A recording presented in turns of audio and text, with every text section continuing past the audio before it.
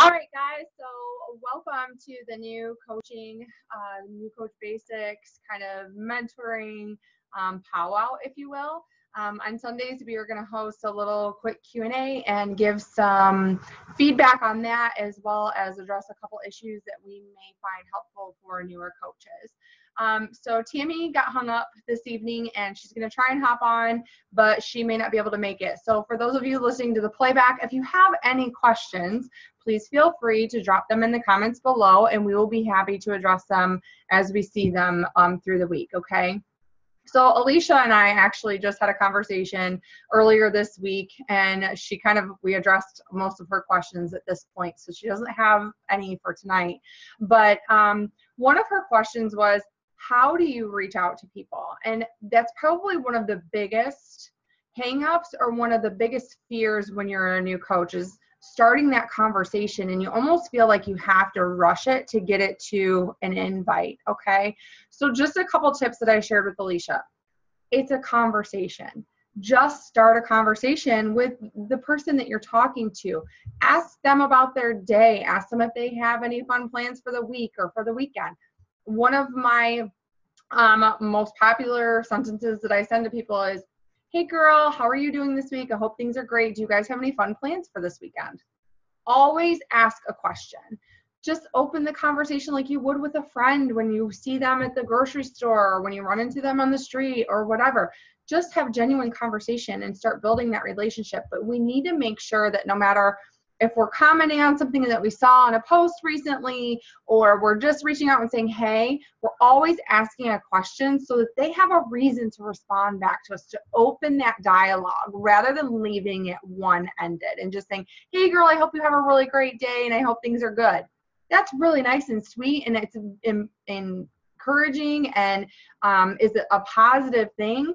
But after you say that, just ask a question like, do you have any fun plans for this weekend? Or how are the kids doing? Or how's your new puppy? Or, don't be afraid to go to their profile and kind of look at what they've been talking about lately if you haven't connected with that person for a long time, okay? Now, I wouldn't encourage you to go to their Facebook page and start scrolling and then start liking on everything, because then they're going to know that you're kind of stalking them and be like, why is she liking so many of my pictures all of a sudden? Just go and kind of skim over what they've been talking about and just say, hey girl, like I saw that you ran a 5K over the weekend. That's really awesome. How did you do? Okay? Just different things to open up that conversation. Try not to put too much pressure on yourself. We tend to do that, especially as newer coaches. You're really not sure how to start that conversation, how to keep it going, and you kind of feel like you have to make it go somewhere. If it fizzles out, it's okay. Put that person on a follow-up list to reach back out to in a couple weeks. And the next thing is like, let's say you've had a conversation with somebody back and forth a few times, and you're kind of at that point, like, well, I would like to invite this person, but I'm just not really sure how to transition into that, okay? Because maybe they haven't said anything about health and fitness. Maybe they haven't commented on any of your health and fitness things yet, any of your posts yet. I promise they're watching you, okay? People are always watching you. Just because they're not liking and commenting, and you might have crickets on your page right now, people are watching you, so stay consistent, okay? Keep showing up and posting and sharing your journey, sharing your struggles and sharing how you're overcoming them. But one of the best ways that I learned, and it was from Lindsay Krause a couple of years ago, to transition is by the way. So I would say, hey girl, how are things going? Blah, blah, blah, whatever you were talking about with that person. And I would say, hey, by the way, girl, I don't know if this is for you or not, but my girlfriends and I are starting a nutrition and fitness boot camp, and we would love to have you. Does this sound like something that you would be interested in being a part of with us? Okay. So by the way, so there's your transition phrase, right? By the way, I'm not sure if this is for you or not. You're disarming yourself. You're taking the pressure off. If it's not, perfectly fine. But if it is, awesome. We would love to have you. It would be a lot of fun. That's actually how I invite on a regular basis. By the way, I'm not sure if this would be for you or not, but my girlfriends and I are gearing up for a nutrition and fitness boot camp where we work on creating more balance with our nutrition and fitness and encouraging one another to work towards our health and fitness goals. We would absolutely love to have you. Sometimes we would love to have you because you're a lot of fun. I enjoy having conversation with you, whatever. And then I say, does this sound like something that you would be interested in being a part of with us? Or does this sound like something you would enjoy being a part of with us? Okay. So again, after the invite, we're asking the question, right? We're not just throwing it out there. Hey, I'm going to be hosting this group, blah, blah, blah, and then leaving it open-ended. Asking the question, yes or no. And when they come back and say, yes, I'd like more information, or how much is it going to cost? Take a deep breath.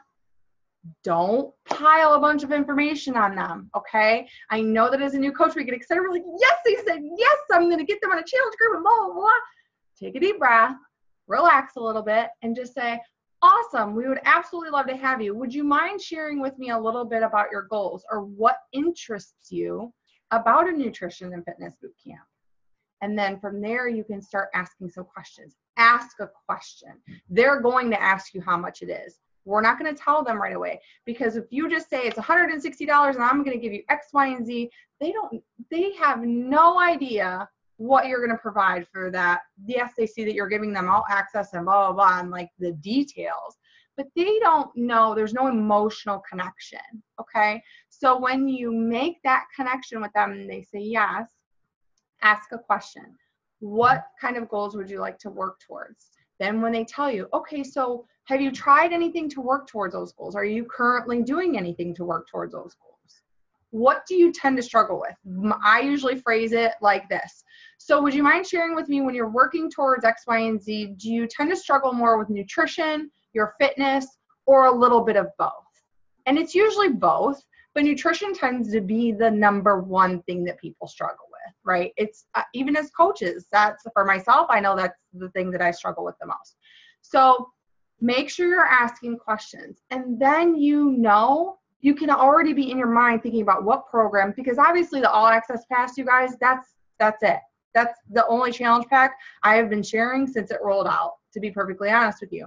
It's a no-brainer. They can have every single program. They can keep moving through and keeping things fresh. They have all the meal plans and all the recipes, and they're getting their Shakeology and they're getting their containers, and we get them plugged in for $160. Like, that's crazy, right? So, but you need to, in your mind, be thinking what program works for them. What struggles do they have? Do they have a bad knee? Do they have a bad back? Do they not do well with cardio? Do they hate cardio? So obviously we're not going to put them with max 30. We're going to do something different that's going to encourage them to enjoy the process. Okay. So I guess for tonight's takeaway is just start genuine conversation, grow those relationships. It is going to take time. It's going to take time to grow those relationships, to build your credibility. But I will say this. We have to make sure that there is a balance and a marriage between what we're posting on our social media and what we're saying to people behind closed doors. They have to go hand in hand, okay? A marriage doesn't work with just one person doing all the work. So this business is not going to work by just sending personal invites or by just posting on social media. We have to represent who we are and who our brand is and what we offer on our social media, and be a product of the product, and show that we are showing up every day to work on ourselves and leading by example, to build credibility, to build trust, and to grow those relationships. But then we also need to make sure that we are connecting on a personal level through personal invites, because people are afraid to like and comment on things, you guys. Everybody can see that when our profiles are public, or maybe they're just nervous about somebody else seeing it. So connecting on a personal level and growing those relationships and building that trust even deeper, when you do both of those together, that is when you will see your success grow. That is when you will have fun with it, and you will find that it's easier to make things happen and to grow your business. And it's not going to happen overnight. Don't think you have to be perfect, you guys. I've been a coach for over 5 years, and I'm still learning, right? I'm still learning to grow and to try different things. But you have to show up and start practicing, because as a new coach, I know for myself, you can overanalyze and it will paralyze you, and you will stay stuck, and then you will be frustrated and you feel like it's harder to get started again. So just start being genuine, sitting down and opening those conversations. Okay. That's what this whole week has been about, is talking about conversations, building those relationships. Okay. So Alicia, thank you so much for tuning in live. I know Sunday evenings are a little bit difficult for everybody to jump on because everybody's getting ready for the week. But know this, if you are showing up in the group every day this week, or you're working this weekend to get caught up, be proud of that. That is a step in the right direction. Be willing to learn. If you are willing to learn and you keep showing up, you are going to be successful in this business.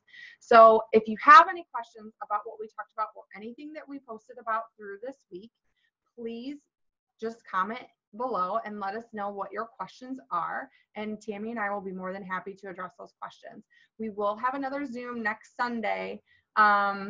It's a holiday weekend, but I'm totally free. So I am open to doing a live Q&A. So think about the things that you're struggling with or that you have questions about throughout this week. Write them down and bring them with you on Sunday evening when we have our live Q&A, and we'll take 15 to 20 minutes to kind of sort through things. Okay. All right, cool. Thanks, Alicia, and thank you everybody else for listening to the playback. We will see you in the group tomorrow morning and throughout the week. Have a good week. Bye, girl.